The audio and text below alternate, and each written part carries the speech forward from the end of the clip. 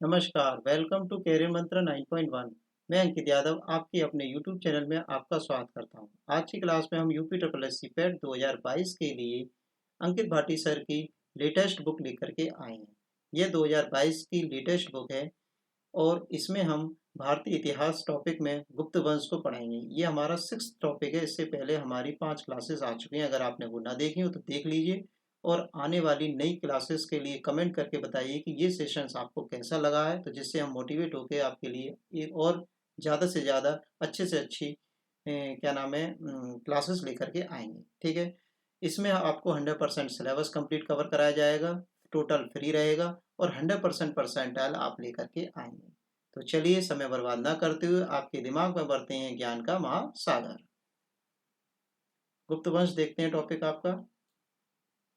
देखिए, गुप्त वंश, तो गुप्त वंश के संस्थापक कौन है? संस्थापक, ये इंपॉर्टेंट क्वेश्चन बन जाता है, श्रीगुप्त हैं। ठीक है, गुप्त वंश के संस्थापक कौन है? श्रीगुप्त हैं, जिसने महाराज की उपाधि धारण की थी। अब इसमें गुप्त वंश में इंपॉर्टेंट जो राजा हैं, ये उनका कार्यकाल है, वो हमारे लिए इंपॉर्टेंट है। पेपर के लिहाज से हम उसी को कवर करेंगे इसमें। ठीक है, इसमें वही कवर किया गया है बहुत। अब है चंद्रगुप्त मौर्य प्रथम। तो चंद्रगुप्त मौर्य प्रथम जो है 319 से लेकर के 350 ईस्वी तक चले। ठीक है, अब ये बढ़ेगा क्रम। देखो इसमें क्या है, ईस्वी बढ़ रही है। ठीक है, पहले क्या था, ईसा पूर्व था, वो घट रही थी। तो 319 से लेकर के 350 ईस्वी तक चलेगा चंद्रगुप्त प्रथम। अब चंद्रगुप्त प्रथम को गुप्त वंश का वास्तविक संस्थापक बोला जाता है। ठीक है, इन्हीं के नाम पर गुप्त वंश नाम रखा गया है। चंद्रगुप्त प्रथम के राज्यभिषेक की तिथि कौन सी है? 319 ईस्वी है। इन्होंने गुप्त संवत का आरंभ भी कराया था। इसे इस गुप्त संवत को चंद्रगुप्त प्रथम ने चलाया था। आगे देखते हैं। चंद्रगुप्त प्रथम गुप्त शासकों का पहला शासक था जिसने चांदी के सिक्के चलाए थे। ठीक है, तो देखो चंद्रगुप्त प्रथम में जो है इन्होंने गुप्त वंश का संवत चलाया था। अब बात करते हैं हम समुद्रगुप्त की। ठीक है, तो समुद्रगुप्त का जो कार्यकाल है वो 360 से लेकर के 370 ईस्वी तक चला है। ठीक है, 360 से लेकर 370 ईस्वी तक चला है। ठीक है, और हमारे चंद्रगुप्त प्रथम थे, उनका चला था 319 से लेकर के 350 तक। ठीक है, आगे चलते हैं। तो समुद्रगुप्त में इंपॉर्टेंट क्या है, तो चंद्रगुप्त प्रथम चंद्रगुप्त के उत्तराधिकारी थे समुद्रगुप्त। ठीक है, तो 350, देखो ये टाइप में गलत हो गया क्योंकि समुद्र चंद्रगुप्त का जो कार्यकाल था वो 350 तक ही चला था। ठीक है, ये गलत है, यहाँ पर इसको मिटा देते हैं हम लोग, 350 कर दे, टाइपिंग प्रॉब्लम है। ठीक है, तो इससे कोई प्रॉब्लम नहीं, 350 से चला। तो 350 में ये राजगद्दी पर बैठे थे, ये इनके उत्तराधिकारी थे चंद्रगुप्त प्रथम के, समुद्रगुप्त। उसने आर्यव्रत और दक्षिणाव्रत को 12 शासकों में पराजित किया था। ठीक है, इन्हीं विजयों के कारण इतिहासकार बेसेंट स्मिथ के द्वारा समुद्रगुप्त को भारत का नेपोलियन कहा गया। ठीक है, तो इन्होंने 12 शासकों में पराजित किया था, 12 शासकों को, आर्यव्रत और दक्षिणाव्रत दोनों तरफ के। तो इसलिए इसे क्या किया गया था, भारत का नेपोलियन कहा गया था। समुद्रगुप्त के का दरबारी कवि हरिशेन प्रयाग प्राश्चित लेख के 7वें श्लोक में समुद्रगुप्त की विजय अभियानों का उल्लेख करता है। ठीक है, प्रयाग प्रशस्ति में सर्वप्रथम भारतवर्ष का उल्लेख मिलता है। मध्य प्रदेश के सागर जिले में स्थित एरण से प्राप्त एक लेख में समुद्रगुप्त को प्रचु, सघन आदि राजाओं से भी बढ़कर दानी राजा माना गया है। इन अभिलेखों में उसकी पत्नी का नाम दत्त देवी अंकित है। ठीक है, क्या नाम है पत्नी का? नाम क्या समुद्रगुप्त का? दत्त देवी। समुद्रगुप्त के दक्षिणापथ विजय को धर्म विजय की संज्ञा दी गई है। ठीक है, तो ये क्वेश्चन बन सकता है कि धर्म विजय की संज्ञा किसको दी गई है? ठीक है, आर्यव्रत को दी गई है, वो सॉरी दक्षिणाव्रत पथ को दी गई है। किसको दी गई है? तो दक्षिणा पथ को दी गई है। आगे देखते हैं। अपनी विजयों के उपरांत समुद्रगुप्त ने अश्वमेध यज्ञ किया, जिसका परिचय उसके सिक्कों और उत्तराधिकारियों के अभिलेखों से प्राप्त होता है। समुद्रगुप्त के सिक्कों पर मुद्रित अप्रतिरथ, आध्र, पराक्रमांक, पराक्रमांक जैसे नाम उसके गौरव में चरित्र जीवन चरित्र का स्पष्ट साक्ष्य प्राप्त करते हैं। समुद्रगुप्त प्रसन्न होने पर कुबेर, रुष्ट होने पर यमराज होने के समान था। ठीक है, जब प्रसन्न होगा तो वो कुबेर के समान है। ठीक है, ये बोला गया एरण अभिलेख में। ठीक है, और जब वो रुष्ट होगा उसे यमराज की संज्ञा दी गई है एरण अभिलेख में। समुद्रगुप्त विजेता के साथ साथ कवि, संगीतज्ञ और विद्या का संरक्षक भी था। उसके सिक्कों पर बीड़ा बजाते हुए चित्रित अंकित थे उसी के, ठीक है। तो इससे ये पता चलता है कि वो बीड़ा बजाता था।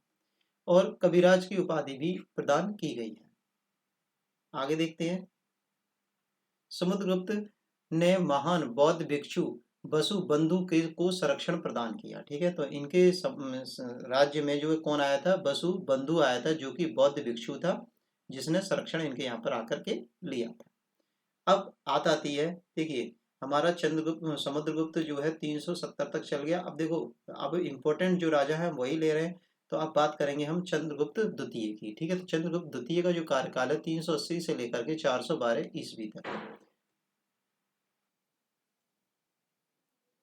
चंद्रगुप्त द्वितीय। अब चंद्रगुप्त द्वितीय जो है गुप्त वंशावली में समुद्रगुप्त के बाद चंद्रगुप्त द्वितीय का नाम उल्लेखित है, परंतु दोनों शासकों के बीच रामगुप्त नामक एक कमजोर शासक के अस्तित्व के उल्लेख मिलता है, ठीक है।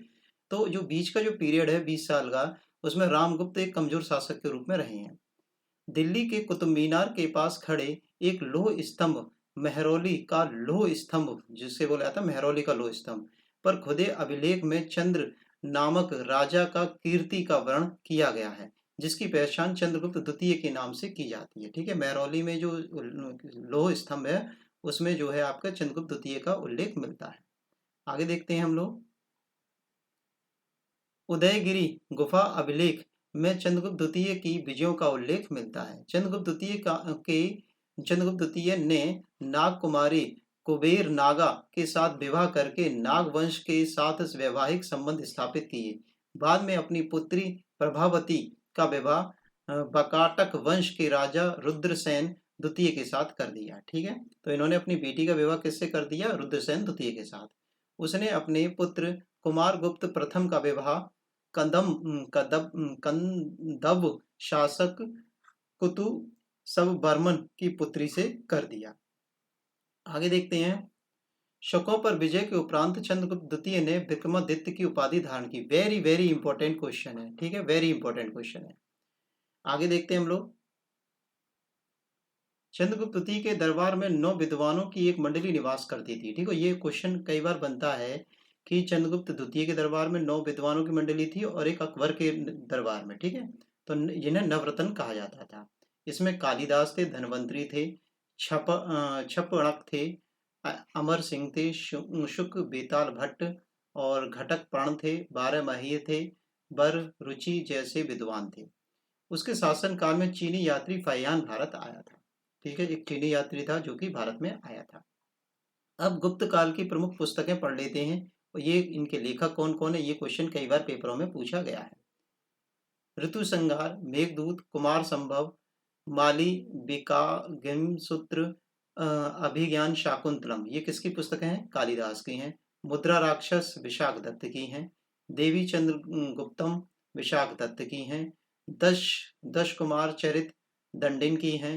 हर्ष चरित और कादम्बरी बाणभट्ट की हैं। पंचतंत्र विष्णु शर्मा की हैं। सूर्य सिद्धांत आर्यभट्ट की हैं और पंच सिद्धांतिका बारहमाही की है, ठीक है। तो ये पुस्तकें जो है इन लेखकों की हैं, तो इन्होंने लिखी है, ये पेपर में कई बार पूछी जाती हैं। बहुत इंपॉर्टेंट क्वेश्चन है ये। अब है गरुण गुप्त वंश का राजकीय चिन्ह था। तो गरुण जो है, गरुण गुप्त वंश का क्या था, राजकीय चिन्ह था। गुप्त संभवतः पुषाणों के सावंत थे। रामायण और महाभारत के अंतिम भाग में संकलन गुप्त काल में ही हुआ। गुप्त साम्राज्य के सबसे बड़े आधिकारिक कुमारा मात्य होते थे, ठीक है, कुमार मात्य होते थे, ठीक है। सबसे बड़े अधिकारी का नाम क्या है आपका, कुमारा मात्य। और निगम, पुंग, गण, श्रेणी गुप्त काल के व्यापारियों और शिल्पियों के संगठन थे, ठीक है। तो यहाँ तक हमने गुप्त वंश कंप्लीट कर लिया है। तो ये आपका गुप्त वंश कंप्लीट हो गया। आपने अभी तक चैनल को सब्सक्राइब नहीं किया हो तो सब्सक्राइब करिए, लाइक करिए, शेयर करिए। Thanks for watching video. Take care, bye bye, धन्यवाद।